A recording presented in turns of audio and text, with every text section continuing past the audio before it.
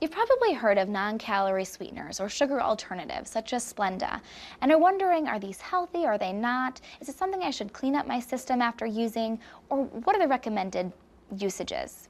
Well, I'm Charlotte Lawson, a registered and licensed dietitian here in Tampa Bay, Florida, and I'm here to tell you, as of now, research has no proven negative effects for any alternative sweeteners.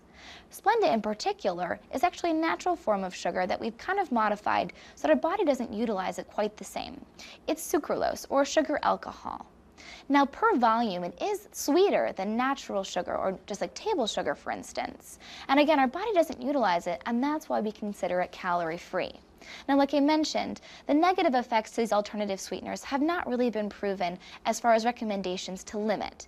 And actually, alternative sugars can be a great part of a weight management program and have better effects, for instance, to avoid you gaining weight, which leads to more health problems or more health risks versus the minimal risk you may obtain from using high amounts of alternative sweeteners. So all in all, alternative sweeteners or sugar-free products can be an excellent source to incorporate in a well-rounded, healthy diet. Do be aware that sometimes, for instance, diabetic or sugar-free products contain something called sorbitol, which again is a sugar alcohol level, but ingested in high amounts may affect your gastrointestinal tract and cause some discomfort. So just be aware and moderate it, just like anything in a healthful diet.